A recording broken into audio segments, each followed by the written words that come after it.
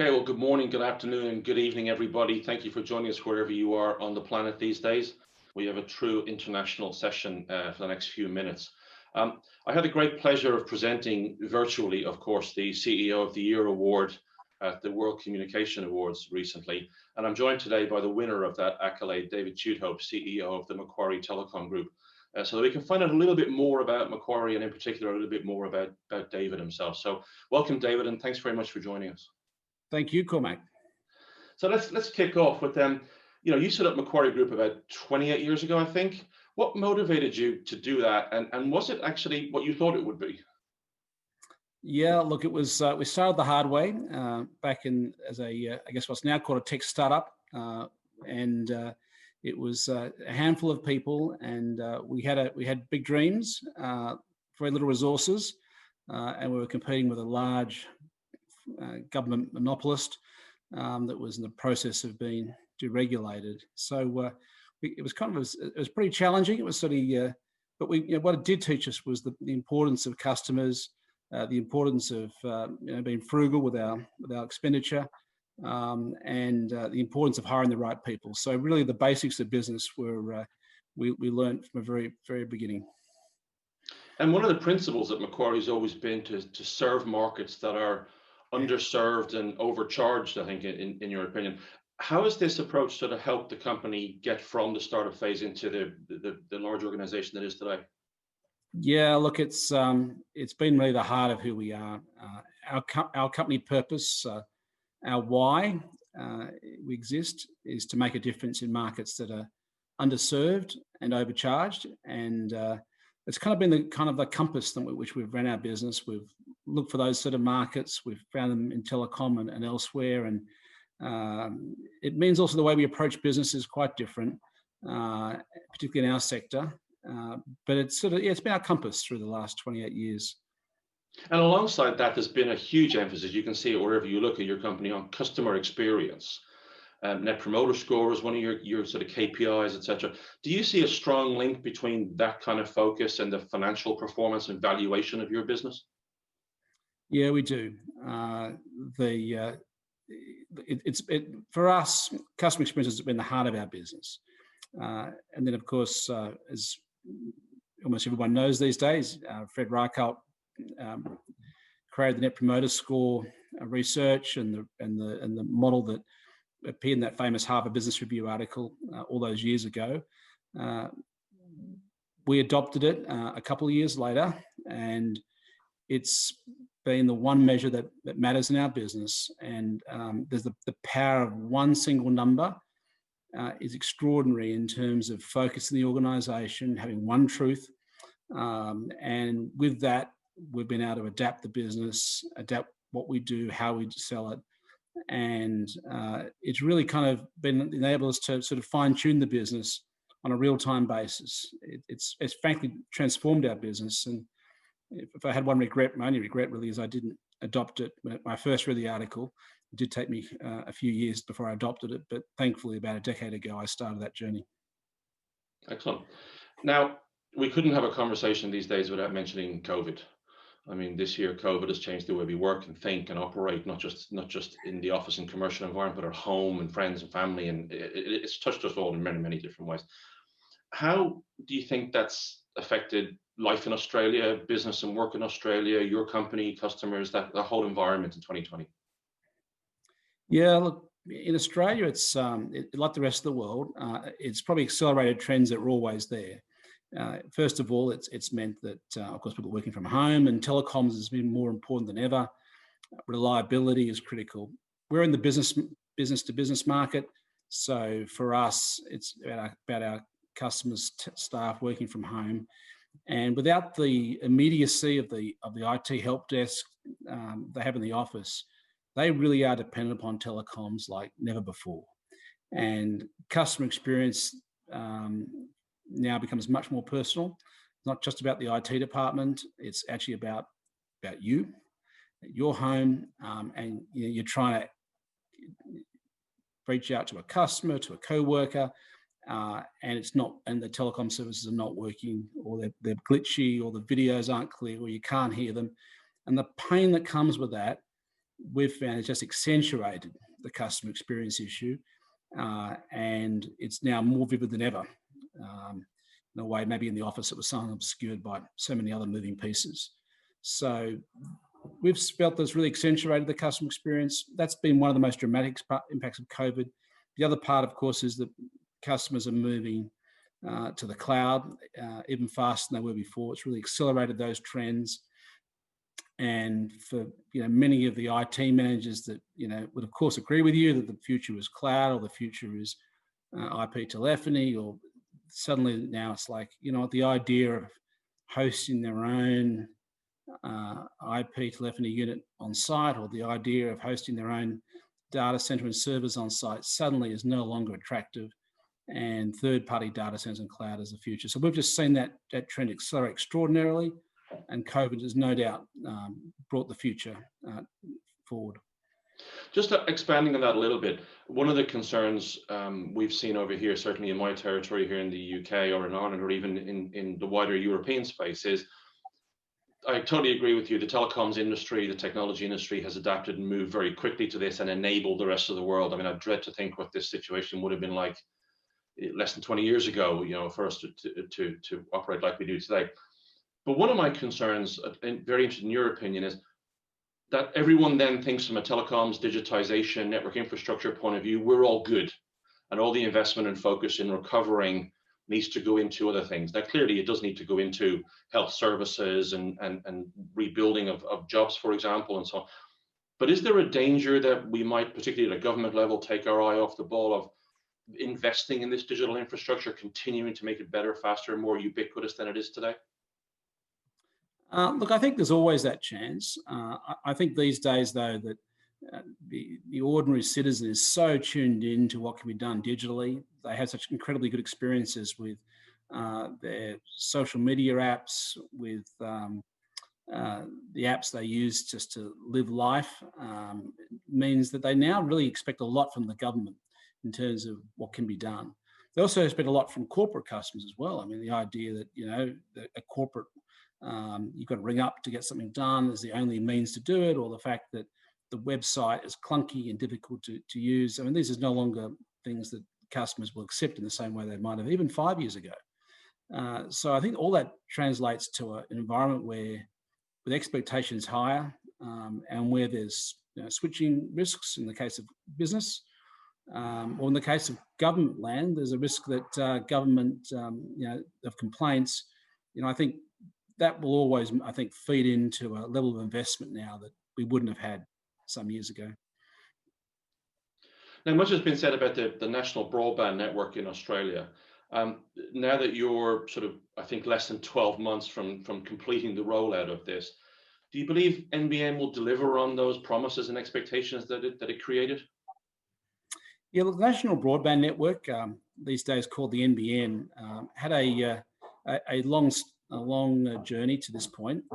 It was a policy of a previous government.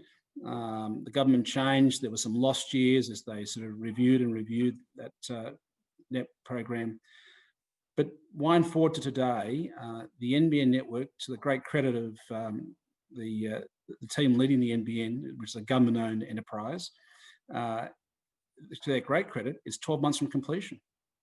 That's to say that the vast bulk of Australians will get either fibre to their premises, their office or their home, or they'll be using a cable TV coaxial network to the home, or in the case of remote parts of Australia, they'll be using an NBN satellite.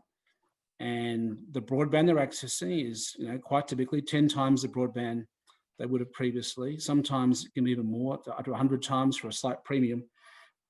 So just the bandwidth increases with a large continent like ours, it's just been spectacular. And frankly, it's really been the key to, sort of productivity through COVID, is that not only can people work from home, but they can work from home effectively because they're getting the sort of broadband speeds that, frankly, many corporates don't provide to their end users because of oversubscription. So, it has been, I think, the COVID period has really highlighted that in a country like ours, indeed, I imagine almost every country in the world, but in a particular country like ours, the geographic spread, how important it is to have high-speed broadband at an affordable price. So let's just bring it back around a little bit to you and your role, if I may. As I mentioned in the introduction, you won the CEO of the Year award. Congratulations on that, a tremendous achievement. What qualities do you think are key to being a successful CEO in the digital age, in the digital industry today? Well, Cormac, first of all, thank you so much for your comments at the prize giving. I was truly humbled by it. I'm not the kind of person who promotes himself in the way some other CEOs do endlessly. So for me, this was an honour, but also something that was quite unexpected. From my point of view, I mean, this has been my career. I mean, 28 years in the industry. That's a long time. Unfortunately, I didn't start when I was 7, so it is a big chunk of my life. And look, it does mean a lot to me. So thank you. And I think for me, it's been a long journey from a startup to a medium-sized company to a large company.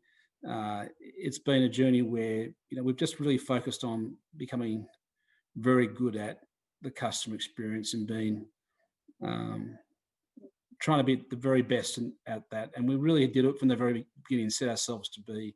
We wanted to be, frankly, best in the world. And I know and for an Australian company, that's very aspirational. For I think for a US company, it probably is comes out quite naturally. But for an Australian company, we don't tend to think of ourselves as best in the world, even though we often are in certain areas. But that was the goal we set ourselves. And our inspiration was always outside the industry. We looked at industries which were famous for customer service. And that's really kind of been the 28-year journey for us. And we've just tried to really make that in everything we do and become the compass that guides our business. We've had a lot of challenges, but the key we've found is that we can adapt faster than others, then we'll be successful. Obviously, we were the smallest, and while we're now a large player, we still need to adapt very quickly. We've never lost sight of that need to maintain our sort of entrepreneurial, fast adaptation, innovation roots, but also to combine it with the public company we are today, and good risk management and good corporate governance, all those things, and trying to find the balance between the two, I think is the key to our success, and certainly has been in the recent years. And we talked earlier about customer experience being at the heart of what you do. So let's not forget that in the World Communication Awards, Macquarie also won the Customer Experience Award. So again, congratulations for that. But you won it for a thing called the Heartbeat Program. Explain to us what was the inspiration behind that? What is the program, and what difference has it made? Well, it was the power of storytelling. I will share with you the inspiration came from the hospitality industry, and the insight we gained there was that there was an industry which paid people typically close to the minimum wage, and they were serving people in hotels, luxury hotels, that earn the levels of remuneration that they might earn in what they might earn in a year. These people would take a whole lifetime to earn. So how do you, in that environment, you're serving someone totally different, be creative in the way that you respond to challenges when there's some service failure, but also to delight where things go well, and look for the opportunities to delight. And that was the inspiration for our program. We really drew on that industry. And the Heartbeat program was about how do we find those stories that will inspire others. And the human nature is such that storytelling is so incredibly powerful and so memorable. And so what we really looked for in the Heartbeat program was to find stories of people doing ordinary things, if you like, doing their job, but doing it extraordinarily well. And that's the magic. And looking for those opportunities to delight, to make that personal connection with a customer. It might be something very personal, like someone getting married or someone having their first child, or might be something very corporate, like we've finished the rollout of a data network, or we've finished the implementation of a cybersecurity internet link. all these things are often significant projects. People spend a lot of time talking together and capping it off at the end, and then sharing that story with others. So they go, wow, it was really, the person was fundamentally doing their job, but the way they did it, the way they looked for opportunities to delight, I could do that. That's not hard. In fact, when I look back, you look at your co-workers, you go, actually, those opportunities have been there in the last few years. I just didn't recognize it. If I did recognize it, I didn't act on it. And we just constantly share those stories. I know the team took the opportunity to submit a few hundred of them to the World Communications Award. It was something a bit unusual. And just to demonstrate it wasn't just a couple of happy stories, which every business has a few happy customers, with carefully scripted references that are polished by the marketing department, but raw customer feedback that generated the stories that then we shared internally. And we share those stories not just at company conferences or in fancy publications, but we share them every week or two. We have a story come out and we pump it right across the company. We do it in writing, verbally, and people draw a lot of inspiration from that story, particularly new people in the business. And that's really the essence of our Heartbeat program, Cormac. Fascinating. Thank you very much for sharing. Final question, David, kind of a two-part bit. As an award-winning CEO, as a successful startup business creator, as a successful business leader over the last almost 3 decades, if you could go back those 28 years, what advice would you give yourself when you were starting out, or what did you wish you'd known then that you know now? Yeah, interesting. Look, I think I started out, I was probably a little conservative, and that's been a good thing for the business in many levels, because we've been a little bit prudent in the way we run our business.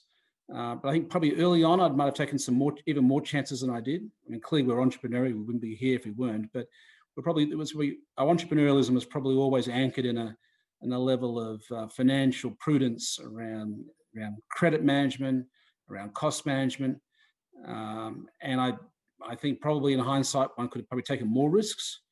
But then again, maybe if some of those risks might not have come to pass. I think the other part is that when you start up initially, Hollywood tends to sort of fast forward from the very beginning to the sort of when you're successful. It's sort of the bit in the middle is sort of is often not that interesting in Hollywood. In reality, though, however much time and money you think is going to take to build a business, it always takes more. And unfortunately, we only started the business with our own personal finances. That was just the money we had from working elsewhere as individuals. This is the days before private equity and angels and all these things that are around today, and at least in Australia anyway. And so for us, we had to really make sure that every customer was profitable, every customer could pay their bills, and we had to make sure every customer was delighted by amazing customer experience, because that was our marketing program, was referrals. So there was sort of the things that really, on one hand, gave us great strength as a business, but I think Cormac had also probably acted as probably a little bit of a handbrake on the business, because we just had to be so sensible in the way we grew. But if you stick it for 28 years, you do build momentum, and certainly today we are entrepreneurial and can afford to make calculated risks far more so than we did back then. And the second part of that question was then, for people looking to do what you did today, going forward, in addition to what you said, what would you see as different? What do you think they need to focus on, do, not do? What would be the advice? Well, I've got a tech sector lens. One of the things I think that was critical to our success, and look, everyone in our tech sector would know this, but it's the need to constantly innovate. But the challenge is you can't pick every innovation. So you've actually got to make choices. And how do you find the time to work out what technology is going to be critical to your business success and what's just kind of really interesting? And one of the things we've done for the 28 years almost is we've taken a bit of a Noah's Ark of people in different roles through the business, and we've invested a few weeks talking on one or two technologies or emerging issues in the industry, and travelled usually to the UK or the US and sometimes elsewhere, and just spent a few weeks of concentrated thinking around one particular area. And almost every bit of innovation and every change in our business has come through that. And we did that not just today, but when we were a very small startup, as well as that long journey in the middle between small and large. And that has been really key to our success, because there's so much hype in our industry, which is kind of fun and interesting if you're in the sector. But on the other hand, it can be very distracting, and you can be pulled too many directions. So I think a big part of it was the concentrated thinking time, but bringing with me in that journey, not just a couple of executives, but someone from product, from marketing, from engineering, from operations, and having that lens on an issue, we've found often brings out the best results. And there's been a few times we've actually come away from one of those innovation study trips and in fact decided not to do something. And I think that's almost the best test of the effectiveness of those trips, because having the courage to actually not do something, as by how much hype there is in the industry on it, is actually, I think, a test that there's a real rigor to the way you look at technology. And obviously the vast majority of the time we have done something, but there's been a significant minority where we haven't. And that process of concentrated thinking with a diversity of people has been also critical to our success. David, fascinating session spent talking to you. Thank you very much indeed for evening your time in Australia, morning my time here in the UK, and for wherever anybody else is who's watching us today. It has been a fantastic session. Thanks for letting us into your home, into your head, into a few of the ideas of David personally as well as professionally. It's been a pleasure talking to you. Thank you very much indeed for your insights, and look forward to catching up with you again sometime soon. Take care. Thank you.